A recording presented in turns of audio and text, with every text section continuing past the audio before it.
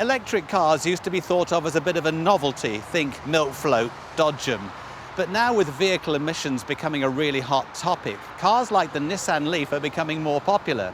Motorists are starting to realise that they are incredibly cheap to run, remarkably practical for most people, and when they are used, they offer really good value for money.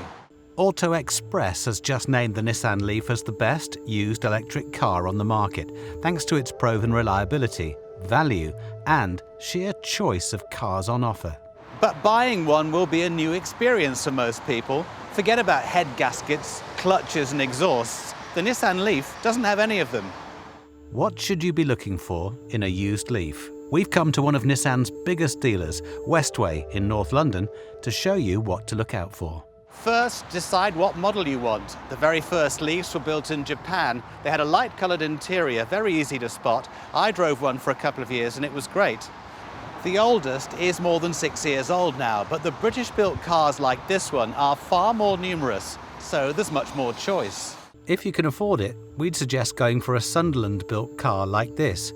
It had a number of improvements which make it more practical and usable, not least a more durable black interior.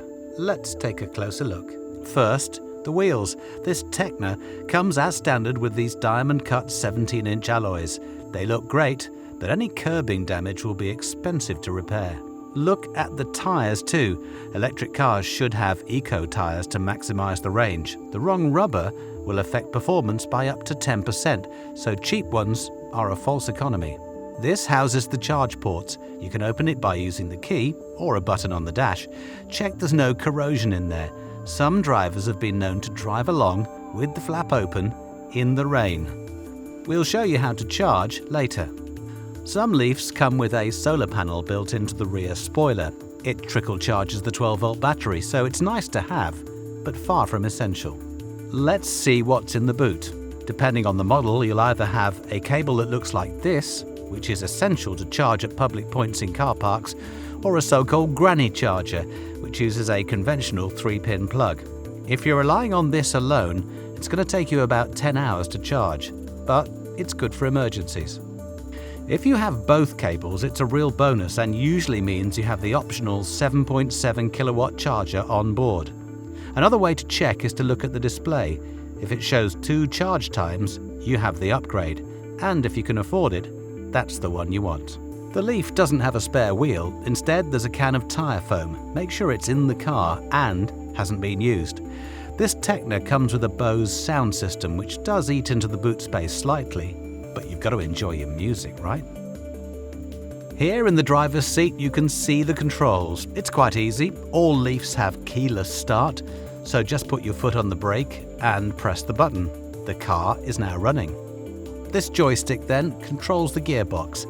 In reverse, you'll see the camera comes on.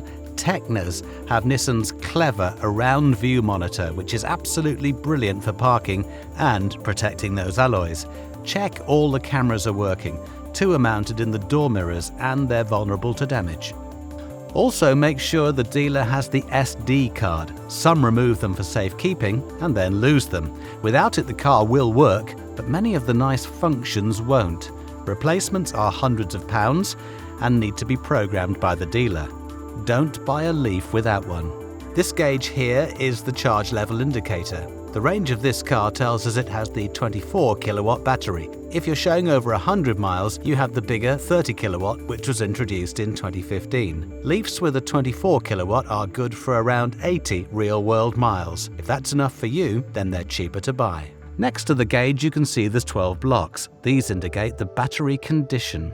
This has the full 12, which means the car is in excellent health. Electric cars do lose battery capacity over time, but not in the same way as your mobile phone or your laptop. In fact, you shouldn't see any noticeable degradation until well over 100,000 miles. A taxi company ran a Leaf as a cab for 170,000 miles and still had 10 out of the 12 bars. While we're in here, check the carpets for dampness. If a replacement windscreen has been badly fitted, it can cause leaks. It means the car will mist up and can get into electrics, causing problems. The glove box usually holds the service history. Leafs are a lot less sensitive to servicing than conventional cars. The work is mainly a check over the systems and safety items. That means servicing is cheap too, far less than a petrol or diesel car. A minor checkup is £99 at this dealer, with a major service, which includes a brake fluid change and pollen filter replacement, is £149. Keep the services up and Nissan throws in free RAC cover too. That's a pretty good deal, and it means it makes sense to stay in the Nissan network, especially because they've been trained on the Leaf. Just taking it for a quick spin, apart from the relative silence and the perky performance, it's pretty much like driving any automatic car. There is a slightly quirky foot brake. Apart from that, it's all pretty familiar. These gauges tell me how economically I'm driving. You get more power back into the battery if you lift off the accelerator and brake, and you get even more if you drive in B mode.